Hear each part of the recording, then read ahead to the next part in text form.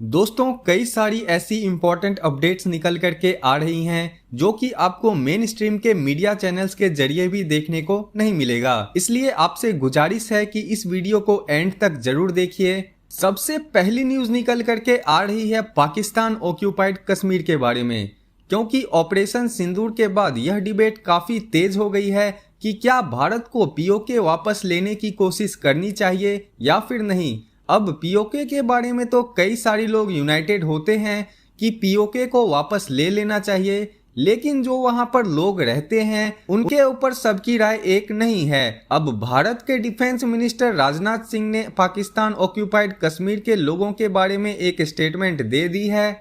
राजनाथ सिंह जी ने कहा है कि पाकिस्तान के साथ जब भी अगली बातचीत होगी वो केवल आतंकवाद और पाकिस्तान ऑक्यूपाइड कश्मीर यानी कि पीओके के बारे में ही होगी। मैं यह कहना चाहता हूं कि पाकिस्तान ऑक्यूपाइड कश्मीर के जो लोग हैं वह हमारे लोग हैं और भारत के परिवार का हिस्सा हैं। प्रधानमंत्री मोदी के एक भारत श्रेष्ठ भारत के रास्ते के ऊपर चलते हुए मुझे पूरा विश्वास है कि हमारे पीओके के भाई जो आज ज्योग्राफिकली और पॉलिटिकल कारणों से हमसे अलग हैं, वह भी अपने स्वाभिमान आत्मा की आवाज उस स्वेच्छा से भारत की मुख्य धारा के साथ कभी ना कभी जरूर जुड़ेंगे और भारत के पास जरूर लौटेंगे। हमारे पीओके में रहने वाले भाइयों की सिचुएशन कुछ उस वीर महाराणा प्रताप के छोटे भाई शक्ति सिंह की जैसी है, जो अलग होने के बावजूद महाराणा प्रताप सिंह जी ने अपने छोटे भाई के ऊपर विश्वास करना कभी नहीं छोड़ा। अब यानी ऑलमोस्ट डिसाइड हो गया है कि अगर पीओके वापस लिया जाता है तो वहां के लोग भी भारत में शामिल हो जाएंगे और भारत के नागरिक बन जाएंगे। वैसे आप लोग इस पूरे मैटर के ऊपर क्या कहना चाहते हो, हमें कमेंट करके जरूर बताना। आप क्या चाहते हो कि क्या पीओके के साथ साथ पीओके के लोगों को ले लेना चाहिए, हमें जरूर बताएं। अगली अपडेट निकल करके आ रही है दोस्तों गवर्नमेंट ऑफ इंडिया की तरफ से। जिस तरह से फॉरेन कंट्रीज के अंदर वहां पर हर एक घर की यूनिक डिजिटल आईडी होती है, सेम उसी तरह से मोदी सरकार भारत में भी सभी सिटीज और गांव में सभी घरों, बिल्डिंग, सोसाइटीज और एड्रेसेस के लिए यूनिक डिजिटल आईडी इशू करने के बारे में विचार कर रही है। हर एक घर की डिजिटल आईडी डिफरेंट होगी और ऑनलाइन उस आईडी के ऊपर घर की सारी डिटेल्स आ जाएंगी। इससे घरों को लोकेट करना और भी ज्यादा आसान हो जाएगा और सर्विसेज घरों तक पहुंचना और भी ज्यादा इजी हो जाएगा। अभी तक भारत में एड्रेस डिटेल्स को लेकर कोई भी एग्जिस्टिंग डेटाबेस या फिर सिस्टम मैकेनिज्म सेंट्रल गवर्नमेंट के पास नहीं है। इंडिया टुडे की रिपोर्ट्स के मुताबिक एड्रेसिंग सिस्टम ना होने के कारण जो डिलेज, कैंसिलेशन और कंफ्यूजन्स होती हैं, उसके कारण भारत को हर एक साल 10 से 14 बिलियन डॉलर्स का नुकसान हो रहा है। एंड यह नया एड्रेसिंग सिस्टम लाने से और एड्रेसेस को डिजिटलाइज करने से यह नुकसान भी रुक जाएगा या फिर मिनिमाइज हो जाएगा। सरकार का कहना है कि अब इन दिनों ज्यादा घर बन रहे हैं, ऑनलाइन शॉपिंग, कुरियर सर्विस और फूड डिलीवरीज भी लगातार तेजी से बढ़ रही है, इसलिए एड्रेसेस को स्टैंडर्डाइज करके प्रॉपर फॉर्मेट में डिजिटाइजेशन इंपॉर्टेंट हो गई है। अगली अपडेट निकल करके आ रही है दोस्तों ईरान से। दरअसल न्यूज निकल करके आ रही है कि ईरान में भारत के 3 नागरिकों को अगवा कर लिया गया है एंड अब उनका वहां पर कोई पता नहीं चल रहा है कि वो लोग कहां पर हैं। आपको बता दें कि ये तीनों पंजाब से हैं। एक का नाम है हुसनप्रीत सिंह, जसपाल सिंह और अमृतपाल सिंह।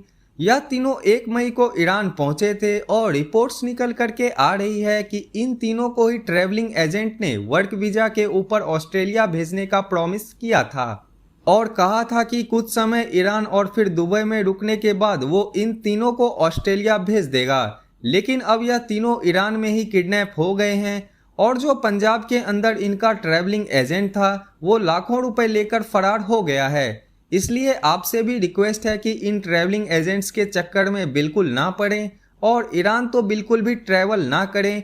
ईरान भारतीय लोगों के लिए बिल्कुल भी ज़्यादा सेफ नहीं है। वहां पर पहले से कई सारे इंडियंस मिसिंग चल रहे हैं एंड आज तक उनका पता नहीं चला है। और बड़ी अपडेट आ रही है फिलीपींस से। आपको याद होगा कि फिलीपींस ने भारत से BrahMos supersonic cruise missile purchase की थी एंड उसके बाद से दोनों देश आपसी संबंधों को लगातार मजबूत कर रहे हैं। दरअसल न्यूज निकल करके आ रही है कि फिलीपींस ने भारतीय नागरिकों यानी इंडियन नेशनल्स के लिए वीजा ऑन अराइवल की फैसिलिटी देने की अनाउंसमेंट कर दी है। अब अगर आपके पास पासपोर्ट है तो आपको फिलीपींस एम्बेसी से वीजा लेने की कोई नीड नहीं पड़ेगी। आप फिलीपींस की फ्लाइट टिकट लेकर वहां पर लैंड करने के बाद एक फॉर्म भरकर फिलीपींस एंटर कर सकते हैं। इससे पहले भारतीय नागरिकों को फिलीपींस का ई वीजा लेना पड़ता था या फिर फिलीपींस की एम्बेसी में विजिट करके वहां पर एक लेंदी प्रोसेस फॉलो करके फिर जाकर फिलीपींस का वीजा मिलता था। फिलीपींस ने यह जो visa on arrival facility announce की है यह 14 दिन के लिए होगी। अगर आपको 14 दिन से लंबा स्टे करना है तो फिर उस केस में आपको फिलीपींस का खुद वीजा लेना पड़ेगा। दोस्तों अगली अपडेट निकल करके आ रही है भारत और रसिया को लेकर। जैसा कि हमने आपको बताया था कि भारत ने रशियन प्रेसिडेंट व्लादिमीर पुतिन को इनवाइट किया है और इस साल व्लादिमीर पुतिन को भारत की विजिट के ऊपर आना है। इसी से रिलेटेड एक नई न्यूज निकल करके आ रही है। पिछले साल प्रधानमंत्री मोदी 2 बार रसिया की विजिट के ऊपर गए हुए थे। एक बार तो स्टैंड अलोन विजिट करने गए थे और दूसरी बार गए थे ब्रिक्स समिट को अटेंड करने के लिए। अब होता क्या है कि जब भी दो देशों के लीडर्स के बीच हाई प्रोफाइल विजिट होती है उस विजिट से पहले कैबिनेट लेवल के मिनिस्टर्स की मीटिंग होती है या फिर दोनों देशों की सरकारों के सीनियर डिप्लोमेटिक स्टाफ आपस में मिलते हैं और उस मीटिंग का एजेंडा और डिस्कशंस तय होती है और यह डिसाइड होता है कि उस मीटिंग में कौन से एग्रीमेंट फैक्ट्स या फिर कौन से डिफेंस डील साइन होनी है। ये सारी चीजें एंड इसकी तैयारी टर्म्स एंड कंडीशंस और बाकी सारी चीजें काफी पहले से डिस्कस होना स्टार्ट हो जाती है और जब भी दो लीडर्स आपस में मिलते हैं तो वह बस फाइनल डील के ऊपर सिग्नेचर करके उसको क्लोज कर लेते हैं। रेफरेंस के लिए आपकी स्क्रीन के ऊपर आर्टिकल का स्क्रीनशॉट है। दरअसल न्यूज निकल करके आ रही है कि व्लादिमीर पुतिन की भारत यात्रा का एजेंडा तय करने के लिए रशिया के विदेश मंत्री सर्गेई लावरोव अगले महीने जून के तीसरे हफ्ते में भारत की विजिट के ऊपर आ रहे हैं। अब इस विजिट के दौरान व्लादिमीर पुतिन की भारत यात्रा की डेट्स भी अनाउंस हो सकती है। इसके साथ और भी कई सारे मुद्दों के ऊपर बात होगी। भारत के national security adviser Ajit Doval sir आज रसिया के विजिट के ऊपर जाने वाले थे लेकिन 2 दिन पहले वह अचानक से बीमार होकर हॉस्पिटलाइज हो गए हैं जिसकी वजह से एन मोमेंट के ऊपर अजीत डोवाल सर की विजिट कैंसिल हो गई है। नेक्स्ट अपडेट आ रही है भारत और अमेरिका को लेकर। रेफरेंस के लिए आपके स्क्रीन के ऊपर स्क्रीनशॉट है। अमेरिका के प्रेसिडेंट डोनाल्ड ट्रंप उसके बाद अमेरिका के वाइस प्रेसिडेंट जेडी वैंस दोनों ने ही भारत को 5th जनरेशन के F-35 स्टेल्थ फाइटर जेट्स का ऑफर दे दिया है। लेकिन इसके बावजूद भारत की तरफ से अमेरिका के 5th generation stealth fighter jet में कोई भी ज़्यादा इंटरेस्ट शो नहीं किया है। भारत के फॉरेन सेक्रेटरी विक्रम मिश्री सर ने भी कहा था कि भारत और अमेरिका के बीच F-35 के ऊपर चीज़ें डिस्कस हुई हैं लेकिन किसी भी एक फाइटर जेट को जो एक्वायर करने का फॉर्मल एग्जीबिशन प्रोसेस होता है वह अभी तक दोनों देशों के बीच स्टार्ट नहीं हुआ है। लेकिन अब अमेरिका भारत के साथ यह फॉर्मल एग्जीबिशन प्रोसेस भी स्टार्ट करना चाहता है या फिर यूं कहें कि भारत के ऊपर दबाव डाल रहा है कि भारत उनके साथ इस डील को साइन कर ले। दरअसल कुछ ही दिनों के बाद भारत सरकार का एक सीनियर डेलीगेशन अमेरिका के वॉशिंगटन डीसी में वहां पर विजिट करने वाले हैं जहां पर भारत और डोनाल्ड ट्रंप एडमिनिस्ट्रेशन के बीच कई सारे एग्रीमेंट्स, इश्यूज और डील्स के ऊपर चर्चा होनी है।